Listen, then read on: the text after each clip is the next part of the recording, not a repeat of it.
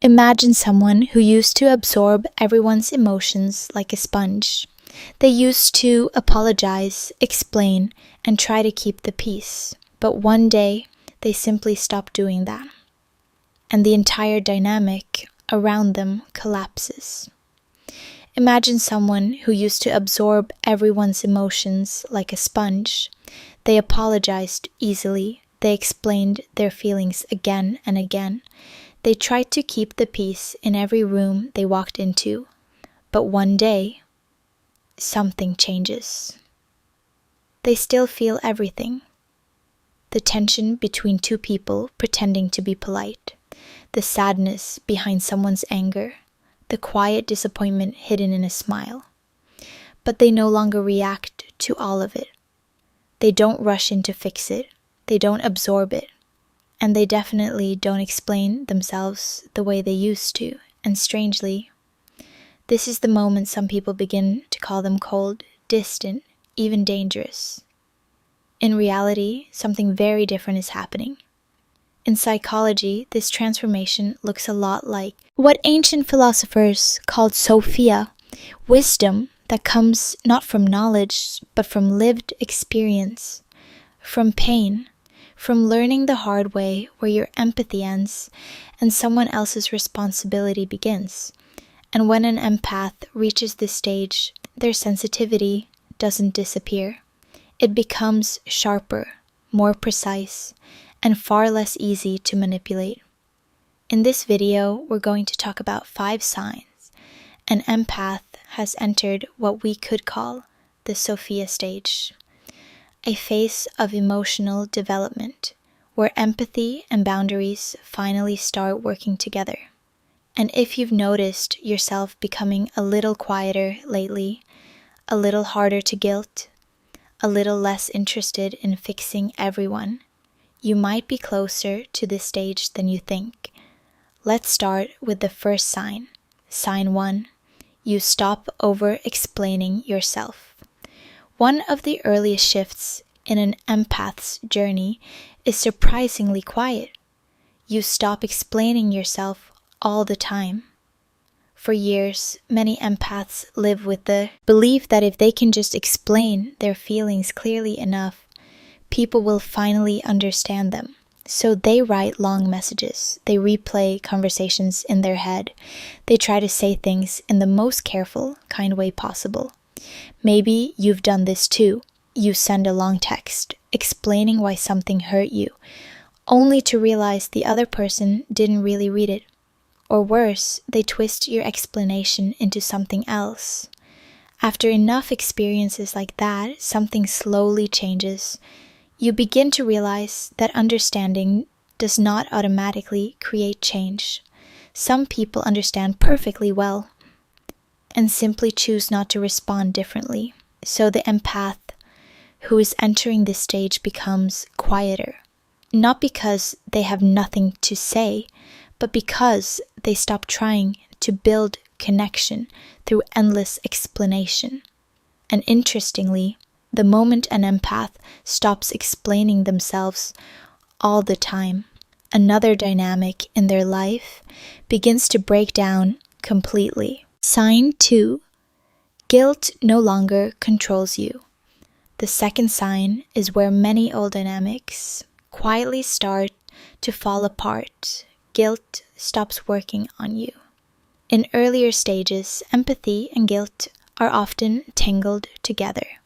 If someone says something like, "After everything I've done for you," or "I guess I just expected more from you," it can immediately trigger that familiar pressure in your chest. You start wondering if you did something wrong, if you were too harsh, if you should just give in to keep the peace. And for a long time, many empaths do exactly that. They respond not because they want to, but because they feel responsible for other people's emotions. But something shifts in the Sophia stage. You start separating care from responsibility. You can still care about someone. You can still understand their pain. But you no longer believe that their emotional state is automatically your job to fix. Psychologists sometimes describe this shift as the moment when empathy becomes discernment. You still feel deeply, but you begin to recognize where another person's emotional responsibility begins. So, when guilt is used as leverage, something inside you stays calm. You listen, you consider it, but you don't automatically bend anymore. And when guilt stops working, something even stranger begins to happen.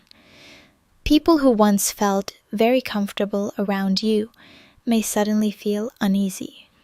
Sign 3. You feel everything, but react to less.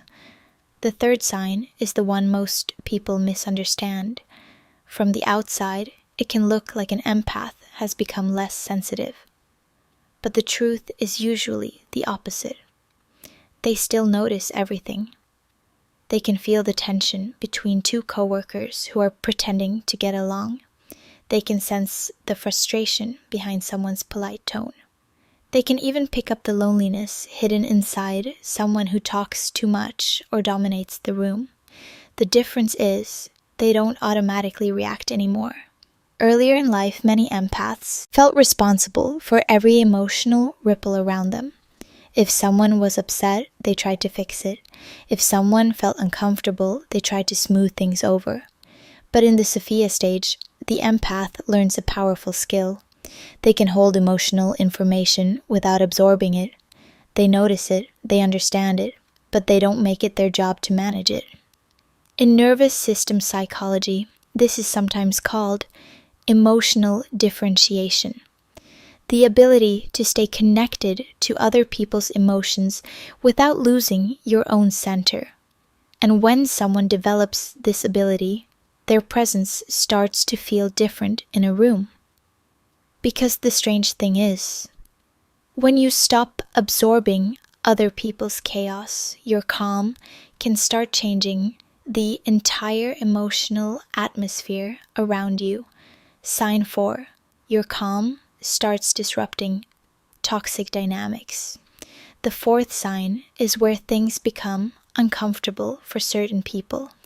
Because when an empath becomes emotionally steady, the dynamics around them start to change. In the past, some relationships may have followed a familiar pattern. Someone gets upset. The empath rushes in to calm things down. They apologize, explain, smooth things over, and restore the emotional balance. Over time, people unconsciously learn that pattern. They know that if the tension rises high enough, the empath will eventually step in and carry the emotional weight. But when someone reaches the Sophia stage, that pattern quietly disappears. The empath doesn't escalate the conflict, but they also don't rush in to fix it anymore. They stay calm, they stay present, and they allow other people to sit with their own emotions. For people who were used to the old dynamic, this can feel deeply unsettling because the emotional leverage they once had no longer works. In many toxic relationship patterns, the system depends on one person constantly regulating everyone else's emotions. When that person stops playing that role, the entire system becomes unstable for a while. And that's often the moment when the empath starts hearing words like, "You've changed. You're not the same anymore. You've become distant." But the final sign of the Sophia stage is the one that changes an empath's life the most. And it's the moment they stop trying to save everyone. Sign 5. You stop trying to save everyone. The fifth sign is often the most liberating and the most misunderstood. For a long time, many empaths quietly carry a hidden mission. They believe that if they care enough, listen deeply enough, love patiently enough, they can help people change. So they stay in difficult friendships. They stay in exhausting relationships. They keep giving emotional support long after their own energy is gone. Not because they're weak, but because their empathy keeps showing them the wounded part of the other person, and that makes it hard to walk away. But in the Sophia stage, something very important becomes clear. You finally understand that people do not change because you understand them. They change because something inside them decides to. And once an empath truly learns that lesson, their energy begins to shift. They still care about people. They still listen. They still show compassion. But they stop trying to carry other people's transformation for them. This is the moment when empathy evolves into something deeper, discernment. Instead of asking, how can I help this person heal?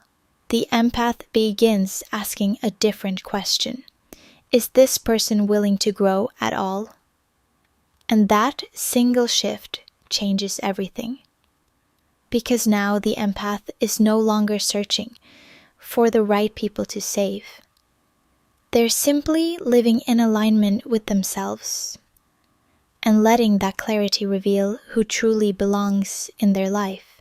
So when people talk about empaths becoming colder, more distant, or less emotional, they're often misunderstanding what's actually happening. In many cases, the empath hasn't lost their sensitivity at all.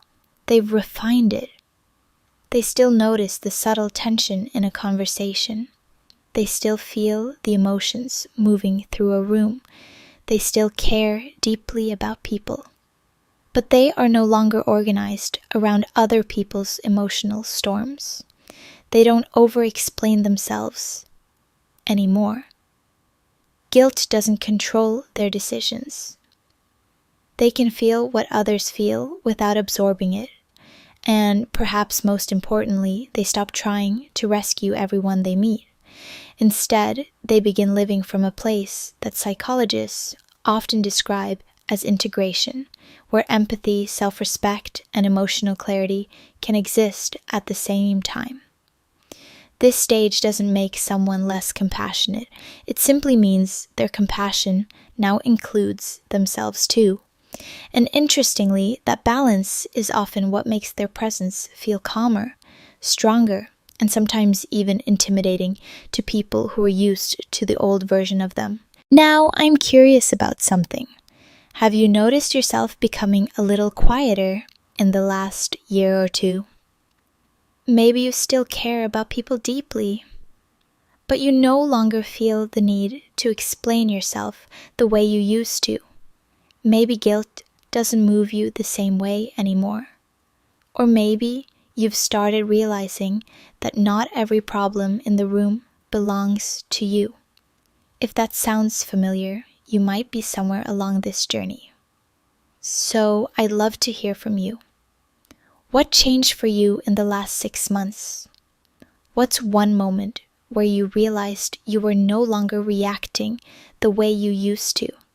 Share it in the comments. These conversations are honestly some of the most interesting parts of this channel, because every story down there helps someone else recognize a piece of their own journey.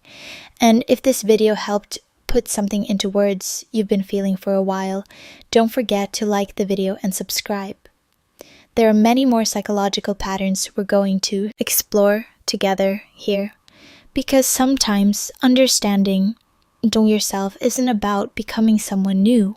It's about finally seeing the person you've been becoming all along.